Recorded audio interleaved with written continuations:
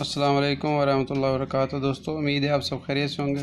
तो इंग्लिश का कोर्स चल रहा था, तो काफ़ी दिनों बाद इंग्लिश के मतलब वीडियो बना रहा हूँ। पहले मैंने ABC की बिल्कुल बेसिक बुनियादी चीज़ें सिखाई थी, ABC। उसके बाद काफ़ी सारे अल्फाज जो ज़्यादातर इस्तेमाल होते हैं उनके बारे में बताया था। तो आज हम कुछ जो है सेंटेंस यानी जुमले बनाना सीखेंगे और कुछ वर्ड्स सीखेंगे यानी अल्फाज सीखेंगे।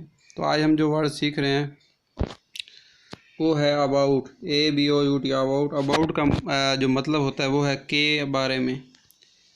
अबाउट, ABOUT, अबाउट के बारे में इसका मतलब होता है। और इसकी इंग्लिश बहुत आसान है। आई का मतलब होता है मैं। नाउ का मतलब है जानता हूँ, मैं जानता हूँ। अबाउट के बारे में। इट का मतलब होता है ये भी होता है। और बाद औक़ात इसका मतलब फ़िक्र के हिसाब से भी हम लगा देते हैं। ज़रूरी नहीं है कि जो हम मतलब पढ़ें वही हो। अब इसका तर्जुमा बनेगा कि मैं इस बारे में जानता हूँ। आई नो, मैं जानता हूँ।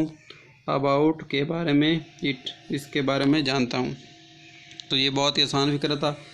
तो आपने उम्मीद है ये सीख। इस तरह अगर हम कि अगर मैं कह देता हूँ आई नो अबाउट देम का मतलब होता है उन, तो मैं इसका ये तर्जुमा बन जाएगा मैं उनके बारे में जानता हूँ।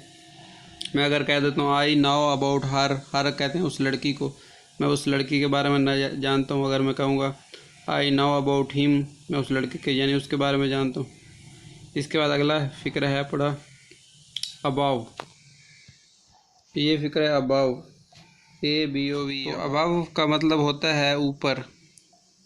तो इसका तर्जुमा ये एक फ़िक्र है, जुमला है, सेंटेंस है।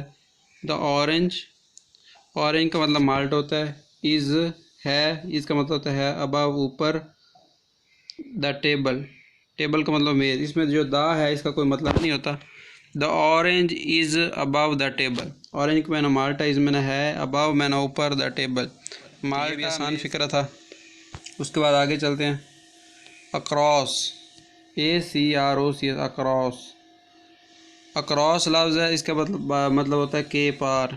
तो माई शॉप, मेरी दुकान। माई मैंने मेरी, मेरा भी होता है लेकिन यहाँ पे दुकान है तो मेरी पढ़ेंगे। मेरी दुकान इज़ है अक्रॉस के पार। द सिटी, शहर। सिटी कहते हैं शहर को। तो इसका तर्जुमा क्या बन जाएगा? माई शॉप, मेरी दुकान, इज़ है अक्रॉस द सिटी, शहर के पार है। लेकिन इसका अब नीचे आपने तर्जुमा लिखा हुआ आपको नज़र आ रहा होगा, मेरी दुकान शहर के पार है। तो इस तरह ये भी आसान जुमला हमने बनाना सीख लिया। इस तरह हम छोटे छोटे फ़िक्रे सीखेंगे तो इंशाल्लाह हमें को इंग्लिश बोलनी, पढ़नी, समझनी आ जाएगी। उसके बाद एक्ट, ACT, एक्ट का मतलब होता है अमल करना। और इसका जिस तरह भी फ़िक्र आई मैं एक्ट अमल करता हूँ। अपॉन मैंने पर, अपॉन का मतलब बाद वक़्त पर होता है, बाद वक़्त कोई और भी हो सकता है। यूअर एडवाइस, यूअर मैंने होता है तुम्हारा या तुम्हारी, एडवाइस का मतलब होता है नसीहत। तो यहाँ एक्ट का मतलब तो है अमल करना, लेकिन यहाँ उन्होंने अमल करना नहीं मानता। मैं आपकी नसीहत को मानता हूँ। उन्होंने बाद औक़ात जो मतलब लिखा होता है जैसा कि ये बिल्कुल वैसे कर वैसा नहीं लिखते। लिखना चाहें तो लिख भी सकते हैं। तो मिसाल के तौर पे मैं आपकी नसीहत पर अमल करता हूँ, इस तरह मैं आपकी नसीहत को मानता हूँ। उसके बाद अगला है एक्टिव। एक्टिव का मतलब होता है चुस्त, चालाक। ये चुस्त भी मतलब होता है, चालाक भी मतलब होता है, क्योंकि ये दो हम मैनी हैं। तो अब इसका तर्जुमा है शी, वो लड़की। इज़ है, शी लड़की। इज़ मैन है, एन एक, एक्टिव चुस्त, गर्ल मैन लड़की। शी क्योंकि वो लड़की के लिए होता है, वो ये मैंने पहले पढ़ा चुका है। वो एन मैंने एक, एक्टिव मैंने चुस्त, गर्ल मैंने लड़की। वो एक चालाक लड़की है। उसके बाद अगला है एक्टिविटी। एक्टिविटी का मतलब होता है सरगर्मी। क्या मतलब होता है? सरगर्मी। ये एक्ट पहले हमने लफ्ज़ पढ़ा है एक्ट, तो उसी से ये लफ्ज़ निकला एक्टिविटी। दो लफ्ज़ हैं एक्टिविटी। इसको आप माई एक्टिविटीज़, मेरी सरगर्मियाँ, मेक मी बिज़ी, मुझे बिज़ी बना देती है। मेक का मतलब वैसे बनाना होता है, मी मैंने मुझे, लेकिन यहाँ पे उन्होंने कुछ अपने अल्फाज में, आसान से अल्फाज में मतलब वही बनता है। तो उर्दू में फ़िक्र कुछ इस तरह लिखा है, मेरा काम मुझे मसरूफ़ रखता है। तो एक्टिविटी का मतलब उन्होंने क्या कर दिया है? मेरा काम। माई मैंने मेरा, एक्टिविटीज़ काम, मेक मुझे मसरूफ़ रखते हैं। मी मैंने मुझे होता है और मेक मैंने वैसे तो बनाना होता है, इस तरह भी आप मसरूफ़ कह सकते हैं, लेकिन वो फ़िक्र को आप उर्दू के अच्छे अल्फाज का अगर इस्तेमाल करें तो इस तरह मतलब बन जाते हैं। उसके बाद अगला फ़िक्र है ऐड। ऐड में ना होता है जमा करना, और एडिशन जिस तरह हम पढ़ते हैं, एडिशन को पढ़ते हैं इंग्लिश में, एडिशन जमा कोई कहते हैं। ही एडेड, उसने जमा किया, अनदर क्वेश्चन। इसका ज़ाहरी तौर पे तो ये मतलब बनता है, लेकिन इसका मतलब क्या है, उसने एक और सवाल किया। ही एडेड यानी कि उसने जमा कर लिया या एक आगे किया। अनदर का मतलब होता है दूसरा, क्वेश्चन का मतलब होता है सवाल, उसने एक और सवाल किया। तो ज़हरन भी अगर हम बिल्कुल जो सवाल लफ्ज़ों के मतलब होते हैं वैसे भी अगर फ़िक्र का तर्जुमा करें, सेंटेंस का तर्जुमा करो तो वैसे ही बन जाता है जैसा कि होता है। उसके बाद है अफ्रेड।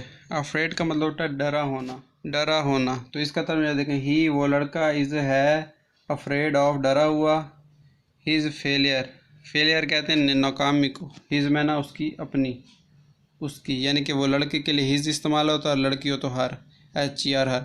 उसको डर है कि वह फेल हो जाएगा।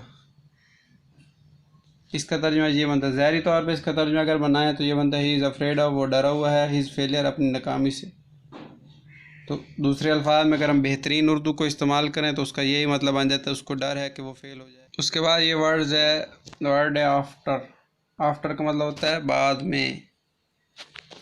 तो ही में ना वो लड़का, इज़ में ना है, आफ्टर में ना बाद में, मी में ना मुझे, वो लड़का मेरे बाद में है। इसका वैसे तर्जुमा ये बनता है, लेकिन इसका जो असल तर्जुमा होता है वो ये होता है कि वो मेरे बाद में आया। इसमें कम लगाने की ज़रूरत नहीं होती कि he is coming after me, बल्कि यही कहना काफ़ी है कि ही इज़ आफ्टर मी, कम का मतलब होने की ज़रूरत नहीं है। उसके बाद है अगेन। अगेन का मतलब होता है दोबारा, अगेन AGAIN, अगेन। अगेन का मतलब होता है दोबारा। और ही के माना वो लड़का, इस में है, हैप्पी खुश, वो खुश है, अगेन वो दोबारा खुश है, या वो दोबारा खुश हो गया। तो एक जैसे मतलब बनता है अगर आप देख लेंगे तो। उसके बाद आगे चलते हैं सैड। सैड का मतलब होता है गमज़दा, दुखी, दुखी, उदास। गमज़दा लिख दिया, शी सैड, वो दुखी है, अगेन दोबारा, वो दोबारा गम में आ गई। इसका तर्जुमा ये भी आप लिख सकते हैं, कि जो मैंने बताया वो भी आप लिख सकते हैं, तो वो भी कोई इतना मुश्किल नहीं है कि वो दोबारा गमगीन है या वो दोबारा गम में आ गई। तो दोनों तर्जुमे बिल्कुल ठीक हैं। उसके बाद है हैप्पी, HAPPY, हैप्पी, खुश।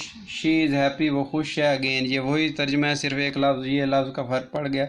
यहाँ पहले सैड था, उदास, वो लड़की उदास हो गई, और इस यहाँ पे मतलब है कि वो फिर खुश हो गई। यहाँ अगेन का मतलब वहाँ उन्होंने फिर लगाया, या वो दोबारा खुश हो गए, अब दोबारा भी लगा सकते हैं, फिर भी लगा सकते हैं, तो कोई इतना मसले की बात नहीं है। उसके बाद है एज। एज का मतलब होता है उम्र। वाट इज़ क्या है, हिज उस लड़के की उम्र। अगर आप कहेंगे व्हाट इज़ हिज एज, उस लड़के की यानी उसकी उम्र क्या है। अगर आप कहेंगे व्हाट इज़ हर एज, तो फिर इसका मतलब होगा उस लड़की की उम्र क्या है। तो ये आसान है बिल्कुल।